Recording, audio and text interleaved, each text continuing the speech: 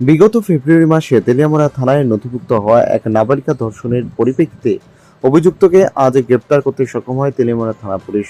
গোটা ঘটনার বিবরণ দিকে থানার ওসি রাজীব দেবনাথ দাবি করেছেন, গত ফেব্রুয়ারি মাসে তেলিয়ামুড়া থানা এলাকায় করইলঙ্গের বাসিন্দা পেশায় টমটম চালক নির্মল দাসের বিরুদ্ধে তেলিয়ামুড়া থানাধীন এক এলাকায় কোনো এক নাবালিকাকে ধর্ষণের অভিযোগে থানায় লিপিবদ্ধ করা হয়।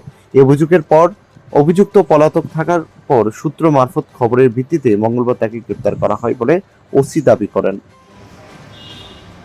গত 4 ফেব্রুয়ারি তেলিয়ামুড়া থানাতে একটি মামলা হয়, যার নাম্বার 2025 TLM 008 এবং সেকশন ছিল 137/2 অফ BNS 2020 8 অফ পক্সো। তো দীর্ঘদিন ধরেই আসামি পলাতক ছিল। আজকে সকালে আমরা বিশ্বস্ত সূত্রে জানতে পারি সে তেলিয়ামুড়ার দিকে আসছে। তো আমরা যথারীতি খুঁজ পেতে আমরা গ্রেপ্তার করি।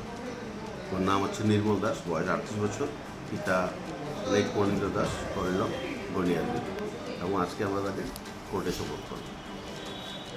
এখানে উল্লেখ্য, অভিযুক্তের বিরুদ্ধে অভিযোগ দাখিল করা বা নাবালিকা ধর্ষণের অভিযোগ ওঠা যেমন চাঞ্চল্যকরজনক, ঠিক একরকম ভাবেই যারা অভিযোগ করেছেন বা যেই নাবালিকা ধর্ষণের শিকার হয়েছেন বলে অভিযোগ করা হয়েছে, সেই নাবালিকাকে সংশ্লিষ্ট নাবালিকার পরিবার ইতিমধ্যেই বিয়ে দিয়ে দিয়েছে বলে খবর।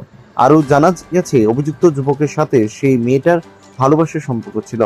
একটা সময়ে ভালোবাসার সম্পর্কের পরিপ্রেক্ষিতে যে মেয়েটাকে নিয়ে পালিয়ে গিয়েছিল, তারপর তার বিরুদ্ধে ধর্ষণের অভিযোগ দায়ের করা হয়েছে।